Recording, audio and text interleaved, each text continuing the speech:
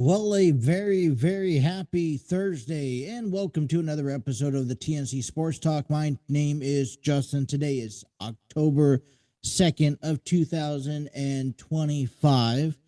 I'm going to try these lightings here if you guys are watching us on our YouTube channel. It gets pretty bright with the overhead lights, and so I have my two spotlights on me, and then I have our lights that we're hanging up around our house up here. So going to give that a try. We'll fluctuate. So just new adjustment to be made if you guys are watching us on our YouTube channel. I just want to take a moment and just speak here on behalf of the Cincinnati Reds and my point of view for their fan base. For those who have been maybe preoccupied or busy with work, the Cincinnati Reds dropped their two games. Their two out of three games. They didn't make it to game three. They got swept by the Dodgers Tuesday and Wednesday night. Tuesday night was 10-5, and Monday last night was 8-4. And for some, people may feel a little upset, disappointed that the Reds didn't at least maybe made it interesting for the Dodgers or in this wild card series, particularly. Um, with right now the devastation that we're seeing firsthand coming from the Bengals, I think we thrive and we're eager to want to watch a product out there that are better.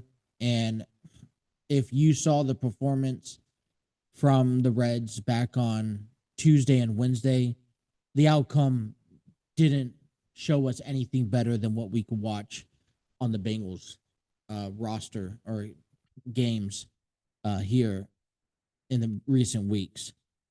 The one thing that I kind of want to just touch base upon is that at the end of the day, if you would have told me that this team made it to the wild card, made it to the postseason, and got a chance to at least contend, I would say you're crazy and I wouldn't believe you. As a matter of fact, I'd probably not speak to you all year long, and you end up rubbing it in my face when this is all said and done. I think we just have to take a moment and just appreciate what the Reds gave us this past season. Because the year before that, it wasn't any better, right? We come in and we give ourselves a new manager in hopes that with this cheap ball club that we have, that we don't have particularly just one star, but it's everyone making small little efforts into winning this game. And we make it to the wild card, and there's a different atmosphere, there's a different intensity, and you enjoy going to the ballpark. You enjoy watching these Reds team. There's a lot to take away from this season alone, and we will surely dive into those in hopes to discover and peel back that onion of what we can do this offseason to make it to just get better with ourselves. But finishing off a wild card, a postseason placement, nonetheless, is something that can't go without notice. I'm not saying that we need to be taken a look as a serious team, but now we have this foundation, these stepping stones that our organization can go off of in hopes to build a better team for next year, right? We talk about simple goals and achievements that we want to see. So, and I've been preaching about this all month of September. It was, all right, we have to at least win 500, finish off the season above 500. And we did. We accomplished that. Whether that's one win, whether that's, two wins, whether that's 15 wins, the matter of the fact is we finished the season off with a better record than 500. We won more games than we lost games this season. That's a progress being pushed forward. We have seen I think offensively, it's always a come and go. And I think that we pinpoint one or two guys out of the lineup that has and hold them to an expectation to be this 30 for 30 ball player. When when I look at this team, I see a team that does or requires a lot of just basic fundamental baseball. That, yes, days they have, days they don't. It's basically just put the ball in play, make selective and cautious base running skills, and driving in guys in scoring positions. Um, over this early week series that we saw, yes, it's a loss, but we could take away from this. We saw them work counts. We saw them maybe jump early on. I know Ellie De La Cruz jumped early on some pitches. These are guys who, are fighting, and they fight till, all 28 outs are made, because they were even, they were making some sort of comebacks, bits and pieces. They just couldn't get nothing going, and definitely unlike the Dodgers. Pitching. Yeah, I think there's a lot of uncertainties with pitching, but when it comes down to our rotation, how did we improve on from last season? Well, these guys they have less limitations. They're staying healthy. They're getting out there, putting in 5, 6 innings of work, which takes loads off of our bullpen. We have guys we are confident in throwing out every 5 days when a guy like Hunter Green is out. We have multiple guys that we don't just depend on one or two guys overall in our roster. Like I said, we're not perfect. But when you look back on this season and you look back on this postseason, just the 2 games, when you look back and we see, all right, we finished above 500, we made it to the wild card. And I don't care how we made it. Thank you, Miami Marlins. But all it did, it gave us that fine line of touch bases. With a new manager that you question if he still has, if he has lost his touch or not, or if is he capable of managing this team? Well, preferably, we are capable of, I think he's capable of managing this team for the next few years. It gives us a stepping stone, a foundation, a goal to reach, right? I'm already thinking for the 2026 season that the Reds has the expectation not just to place in a wild card, but to be there in a comfortable standpoint, right? They shouldn't be coming down to game 162 if they made improvements, right? The next goal is, okay, I think we just jumped ahead of the season, because our next goal is now how do we win and win a game in the postseason and try to get beyond the wild card, right? Those are our next year stepping stones when we get back to the postseason. But the establishment was get to the postseason, and we accomplished that. So I understand that Cincinnati is bummed. It doesn't help when the Bengals don't play well, but I think there's something to be excited for and to be happy for heading into this offseason. And look, the Dodgers are a really good team, and they are, one of the favorites to win the World Series this season. So, if we lose to a good team and they have success, then by all means. So I think we could walk away with our heads held high in this scenario. But we'll talk a lot more Reds baseball as off season is among us. That's our next step, is get us through the postseason. Let's take a break, refresh. These guys worked long, hard, and they deserve to go rest a little bit, and we get back at it for next season. All right, before we get started in our sports, we're going to get you guys ready for the weekend sports in Cincinnati. We got the college games pulled up. NFL Week 5 will give you our predictions like we do each and every week. Postseason will continue into the weekend, so I will give you a brief rundown of what I can provide. But before we do that, hey, look, on our channel, we're in full swings. Probably the busiest time of the year, in my opinion. Excuse me. But in our WWE Universe mode, we'll have SmackDown on tomorrow, a main event on Saturday night, and then King and Queen of the Ring tournament, or PLE, excuse me, will take place on Sunday. So stay tuned for all that. Like I said, a busy schedule ahead of us. Uh, Wild card weekend, week or whatever series wraps up tonight and tomorrow. Those game wild cards officially been played, just ready to be published. I'm working on that. Um, we have the Cubs and Brewers on for game 2. That's tonight at 8:05, and then we have the Guardians and Astros on game 2. The winners of those games will advance to the game 3, or Houston has the lead over Cleveland from my interpretation. If Cleveland wins, they will force a game 3 tomorrow. Milwaukee has game 1 over the Cubs. If the Cubs could win, they will force game 3 on Friday. Game 1 of the NLDS is expected to play on Saturday. Dodgers and not Dodgers. Is it Dodgers? I got Arizona. Or yeah, Arizona and Philadelphia or something like that. Um, yeah, Arizona, Los Angeles, Philadelphia will win. Will face the series between the Cubs and Milwaukee tonight. I'm not trying to get this mixed up for once in reality. Sunday we'll have a 5-game basis.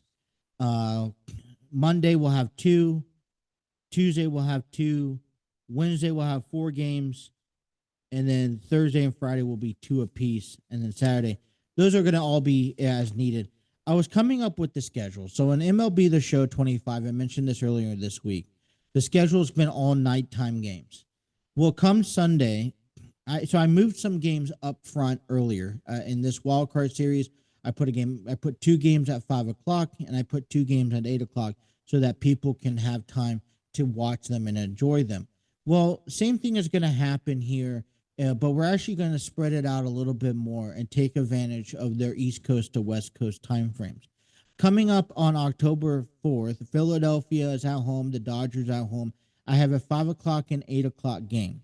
Following that on Sunday, Baltimore, Philadelphia, Minnesota, and the Dodgers are at home. I will have a 1:00 game, the earliest, and an 8:00 game as your latest. Stay tuned with the community for more details about the schedule. I also put out those videos that the schedule videos that we have. I'm just trying to take advantage of the schedule and spread out these games because they're all kind of coming in at once. So they're not just all winding up at 8:00 at night. Off to our football game in our NFL Madden.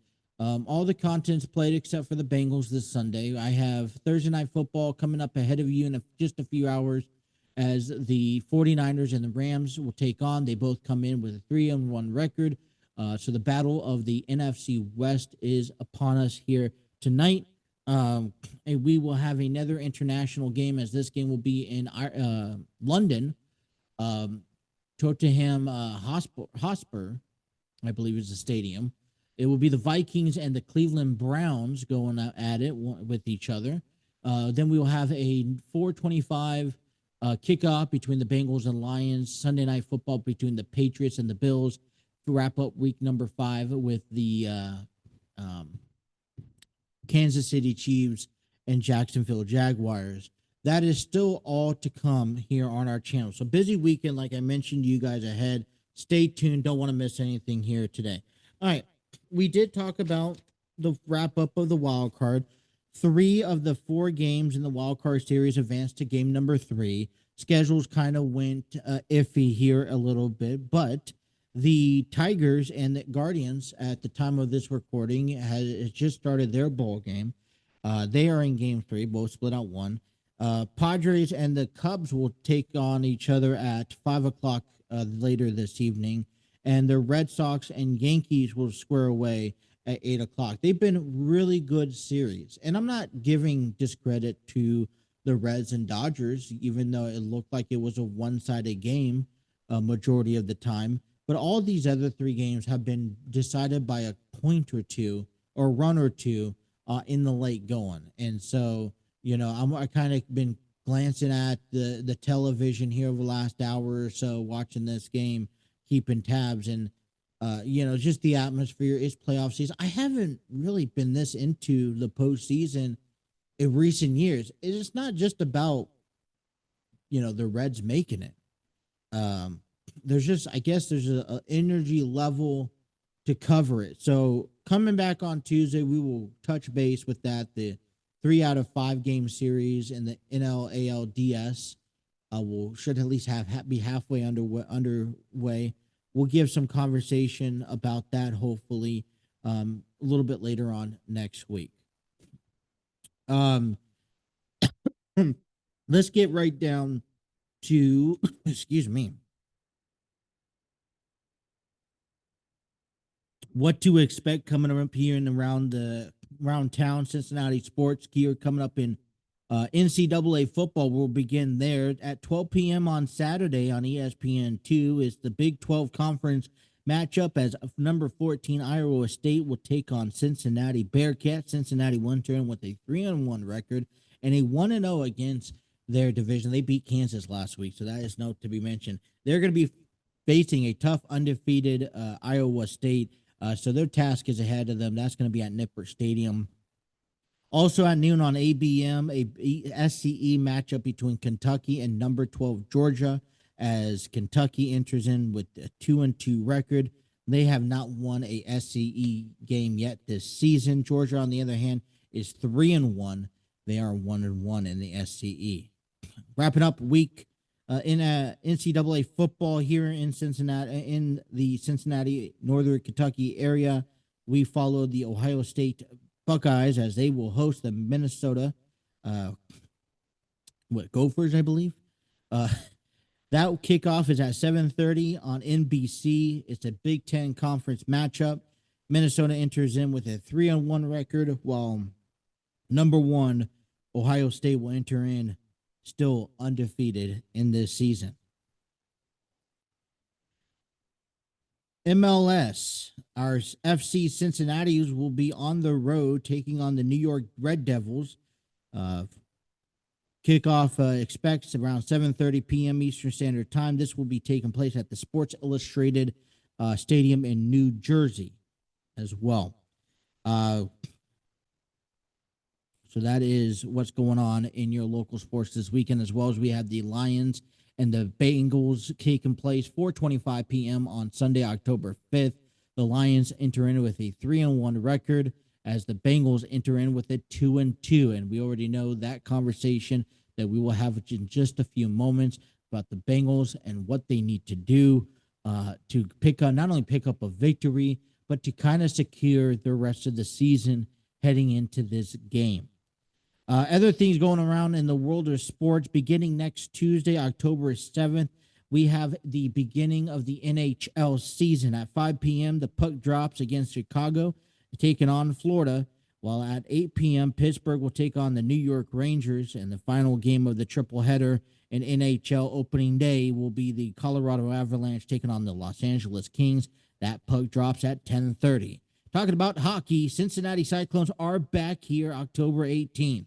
They kick things off against the Wheeling Nailers. Puck drops at 7:30. It's a $2 hot dog, $2 beer, and $2 soda night at the Heritage Bank Stadium. I kind of just been out there. I've seen some pictures of the new scoreboard they have. I'm excited for that.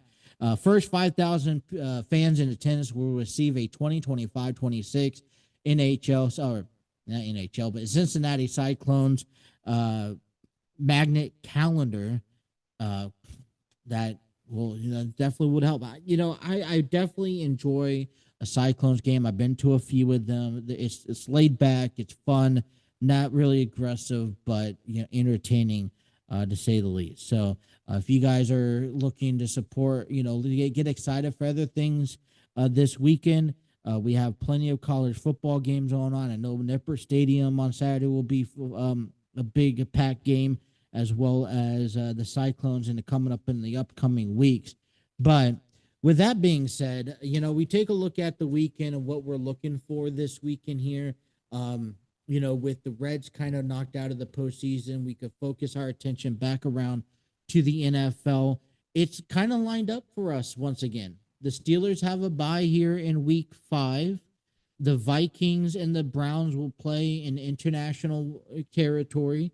They're both the Browns are 1-3. Vikings are 2-2. The Vikings lost to the uh, Steelers last week, and that kickoff is at 9:30. So if you're headed out to church, maybe watch just bits and pieces of it. Should be back in time before the Texans and the Ravens, who are both 1-3 heading into this game. And then don't forget our game, the Lions and the Bengals. This is a stripe out game. If you guys are headed to the game, check your area, check your rows, your tickets, and check and see what you're requested to wear. It's either black or orange. And so that's an exciting feature that the Bengals have. They'll display that, I believe, this week here against the Lions. When I look at this division, for me, it looks like the Steelers may have an opportunity to run away and separate themselves from everyone else. And I say that here in recent days only because, the Ravens really got pinged up last week. And I don't know how much we knew. A lot of people that were questionable heading into this week against Houston, but we really don't know to what extent and how long they're going to be out. If Steelers can capitalize and take advantage of this, of a beat up Ravens team, who I believe is the only threat to this division, then they may very well find themselves in a AFC North division title. But when we look at the Ravens, they face Houston. They're 1-3. And I'm not panicking. I'm not worried. I don't think that there's an argument, yet to be made if they're playoff worthy. Yeah, they gotten off to a slow start, but we've seen some really good teams get off to a slow start. AFC seems like they're getting off to a slow start overall. But with that being said, we're looking at, if the disadvantage that the Ravens have heading into, moving forward, is that they have lost against the two considerably top teams in the NFL or in the AFC conference. So if this does come down to seeding in the postseason, the Ravens are not right up there. So that's the only, I think, concern I have. I'd give it a few more weeks. And if they still seem to struggle, then I would say maybe not this year. They may be on the outside looking in. This is why, though, we talk about getting off to a hot start, because now we have room for wriggle, but it seems like the Bengals have exerted their room for wiggleness a little bit early here. They got off to a nice 2-0 start. Then they kind of just, in embarrassing fashions, have dropped the last two games against the Vikings and against the Broncos. Now, it's not like these games were decided by a field goal or even a touchdown. These games were decided was over before the second half even started. And, I don't believe that we need to look at our coaching staff quite yet. And maybe we do, maybe we don't. But at the end of the day, it's how you play on the field. We know what the Bengals defense gives out. And there's no room for errors right now, especially in the next couple weeks where we don't have easy teams coming across. First game, Lions this Sunday. 4:25 is an afternoon game. But this game's very important to get back on the winning track. We need to reestablish fundamental football. And how do we do that? I think, we talked about, I think this has been the conversation for the Bengals for the past couple weeks, but this has been establish the run game. We already know that the Bengals are going to give up 20 to 30 points every Sunday. The difference maker of all that is if the Bengals, how much offense they can produce. And to be honest, we haven't seen any offense from anyone. So, I brought up this question, and I'm going to stand by it. The trade deadline is coming up.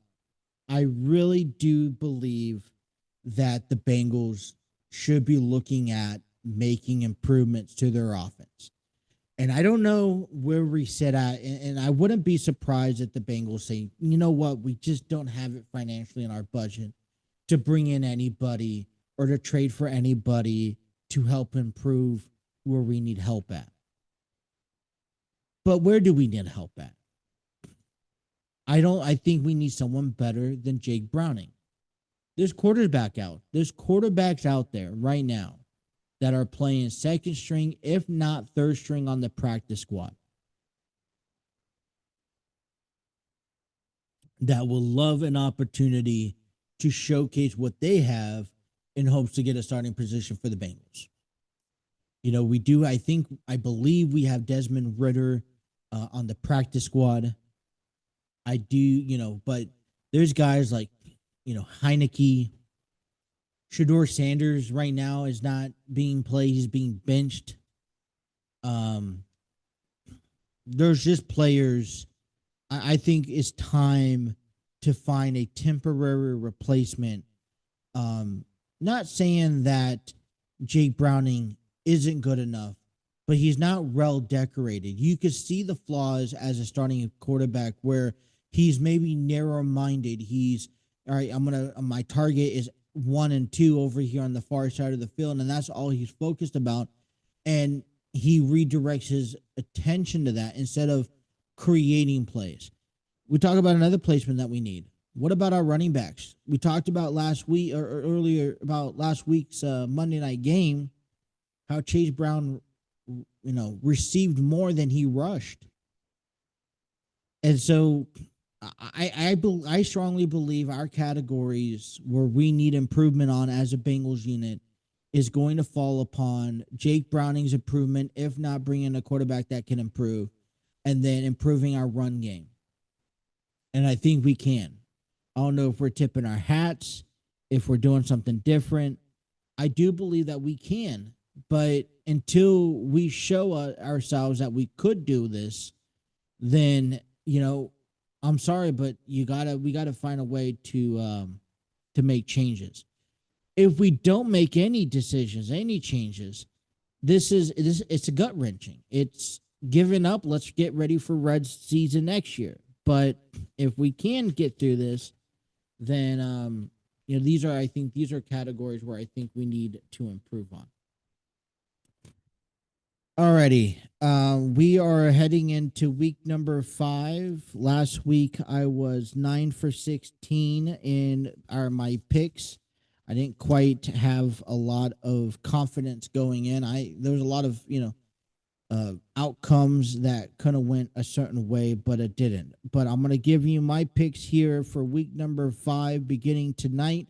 At 8:15, we have the 49ers taking on the Los Angeles Rams. Both teams come in at 3-1 with their record. Home field advantage in the NFC West Division. I like the bounce back from the Rams. They had that home game win against what was it? They had last week's win, where they beat the Indianapolis Colts at home. 49ers, on the other hand, they lost against Jacksonville. And so I have the Rams picking up a Thursday night football victory. All right, we have that early game at 9:30 in the morning, the international game between the Minnesota Vikings and the Cleveland Browns. The Minnesota Vikings have been out there in London for the past 2 weeks. I know they lost against the Steelers last week, Close game, 31-24. And the Browns lost to the Detroit Lions, who I wasn't expecting that. I was anticipating that loss. I think that the Vikings, maybe with another week's rest, will have a good hand coming into this game, and I believe they will pick up the victory. All right, this is that 1:00 game. The Houston Texans and the Ravens. Both teams are 1-3. Texans are coming off of a Titans shutout win last week. The Ravens are coming off being banged up and losing to the Kansas City Chiefs. I think this would be a good opportunity and time for the Texans to keep their momentum going and picking up that victory. Although it all is going to depend on the status of Lamar Jackson. So when in doubt, I pick the safe team. I want Houston to win, but I'm going Baltimore in this scenario. They just have too much talent to give up. Another 1:00 game we have between the Miami Dolphins and the Carolina Panthers. Both teams 1-3. Tua Tagovailoa picked up his first victory of the season campaign last Monday night against the New York Jets. Carolina lost to the Panthers 42-13. I know we're at home, but I see Miami winning this one here to give them 2 in a row. All right, the Raiders over in Indianapolis. It's 3-1 versus 1-3. I don't know. I'm not believing. Listen, I understand that Geno Smith and Pete Carroll had a small little history while in Seattle years ago. Obviously, we're not seeing that front step working out again. They're in a different territory, and they're finding themselves separating themselves at the bottom of the division very rapidly. Colts, on the other hand, yes, they lost to the Rams. I think that was understandable. But I feel that because they're back at home, they could easily beat the Raiders. So I had them picking up a victory, and they'll move to 4-1. The Giants over in the Saints. Saints have not won a game this season. The Giants picked up a very impressive win over the Chargers. I have the Giants in this meeting carrying on that momentum. The Dallas Cowboys did not disappoint Sunday Night Football, but did not pick up a victory. They tied with the Packers. They move 1-2-1. They take on the 0-4 Jets. I think the Cowboys come away with this one. I got the Denver Broncos, who picked up an impressive win taking on the Eagles. I have the Eagles winning this one. I don't know another team that I could vote against the rest of the season going up against the Eagles. So they may as well just finish the season off undefeated. The Titans, who have not won a game, this is a 4:00 game, taking on the Arizona Cardinals. I think Arizona is going to walk away with this victory. I don't know when Tennessee is going to put their first win up on the board. 4:05, the Tampa Bay Buccaneers and the Seattle Seahawks. This is an interesting one. We're in Seattle. Atmosphere is different. They're both 3-1. Baker Mayfield wants to make a comeback from a loss against Philadelphia. He still believes that he's, if not there, right about to be there in the NFC, and I got to agree with them, so I got the Buccaneers over that one. We got the Bengals and Lions at Paycor Stadium at 4:25. I can't go the Bengals. If I'm playing this, if I want to get as many correct as possible, I can't go against the Bengals until they could prove to me that they can establish the run game, that they can, connect. Jake Browning's a short pass reception. That's fine. Take advantage of it. But they're going up against the Lions, so I think we'll demolish them. We have the Commanders, who are 2-2 over at SoFi Stadium to take on the Chargers. They're 3-1. I think that one loss just kind of, yeah, every team's going to have a loss. Every team's going to lose a game or two, maybe three. Chargers, that was one of them last week. I don't think they make too many mistakes. They come back and win. Buffalo Bills home against the New England Patriots, the only undefeated team in the AFC East. Buffalo Bills should run away with that on Sunday Night Football. The final game on Monday night, Kansas City Chiefs taking on the Jacksonville Jaguars. I'm not saying, I know we have questioned Kansas City's defense. I know we questioned Kansas City's offense, but a win or two kind of just pushes them along towards that momentum. And no matter what happened back on a Sunday afternoon, we saw Kansas City pick up another victory. And so, against Trevor Lawrence, still, I think Patrick Mahomes is better. So I have Kansas City winning that one. 4 teams are on the bye this week: the Atlanta Falcons, Chicago Bears, Green Bay Packers, and the Pittsburgh Steelers. So I'm interested in seeing and hearing from what you guys have to say about week 4 in the NFL, or week 5. What teams do you expect? Is there any, my biggest question coming out here is the Bengals need to get the ball rolling. They got a couple weeks that is going to be very tough, because if we don't win here on Sunday, we go to Lambeau Field, where we know we're probably definitely not going to win.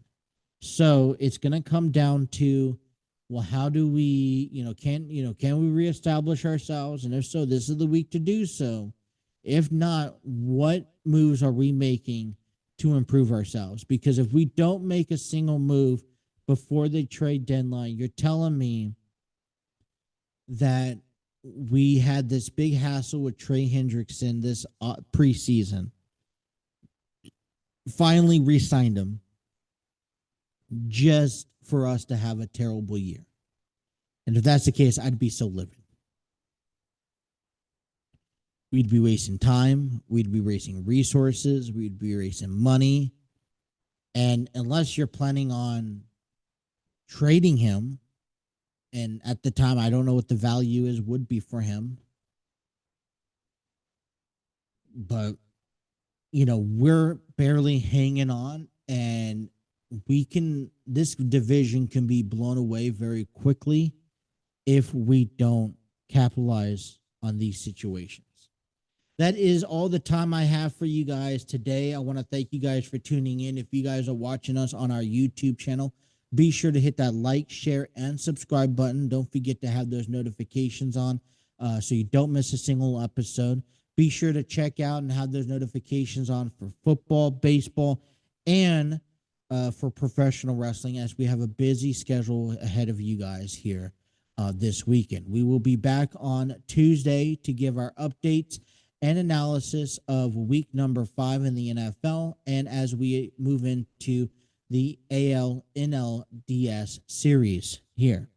I want to thank you guys for tuning in, and like I said, if you guys are listening to us, thank you. Appreciate your time and efforts and keeping you guys wherever you guys are listening from. And until next week, you guys have a wonderful weekend. Enjoy Thursday Night Football and enjoy the postseason playoffs for Major League Baseball. You guys, take care.